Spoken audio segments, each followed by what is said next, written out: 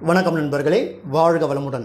தினந்தோறும் முடிந்த வரையில் கூடுமான வரையில் காலையில் இயற்கையான உணவுகளை எடுத்துக்கொள்ளுங்கள். அது என்ன இயற்கையான உணவுகள்? அதாவது சமைக்காத உணவு, காய்கறிகள், பழங்கள், குறிப்பாக சுண்டல் வகைகள், கொண்டக்கடலை. அதில் 2 வகைகள் இருக்கின்றன. ஒன்று கருப்பு, மற்றொன்று வெள்ளை. கருப்பு மிக மிக நல்லது.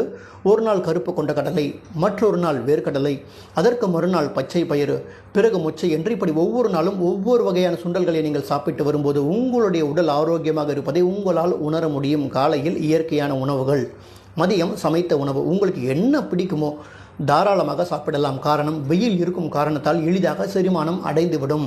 மதியம் சமைத்த உணவு. இரவு கஞ்சி குடிப்பது மிக மிக நல்லது.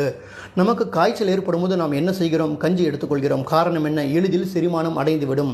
அதே வேளையில் கஞ்சி உடலை சுத்தப்படுத்த வேண்டிய வேலையையும் கஞ்சி செய்கிறது. ஆகையால் காலையில் இயற்கையான உணவு, மதியம் சமைத்த உணவு, இரவு கஞ்சி. தினந்தோறும் இதை பின்பற்றி வாருங்கள். நமக்கு ஒரு பழமொழியே இருக்கிறது. அதாவது காலையில் ராஜாவை போன்று சாப்பிட வேண்டும், மதியம் மந்திரியை போன்று சாப்பிட வேண்டும், இரவு பிச்சைக்காரனை போன்று சாப்பிட வேண்டும் என்று சொல்வார்கள். நாம் என்ன செய்கிறோம்? காலையில் பிச்சைக்காரனை போன்று உண்பது, மதியம் மந்திரியை போன்று சில சமயம் சாப்பிடாமல் அப்படியே விட்டு விடுவது, வேலைப்பளுவின் காரணமாக அப்படியே விட்டு விடுவது, இரவில் ராஜாவை போன்று பட்டையை கிளப்புவது, பிரியாணி அது இது என்று சாப்பிடுவது.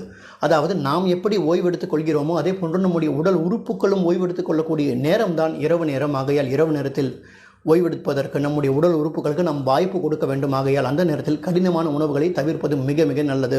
இந்த உணவு முறையை தினந்தோறும் பின்பற்றி வாருங்கள். உங்களுடைய உடல் ஆரோக்கியத்தை உங்களால் உணர முடியும். நன்றி, வணக்கம், வாழ்க வளமுடன்.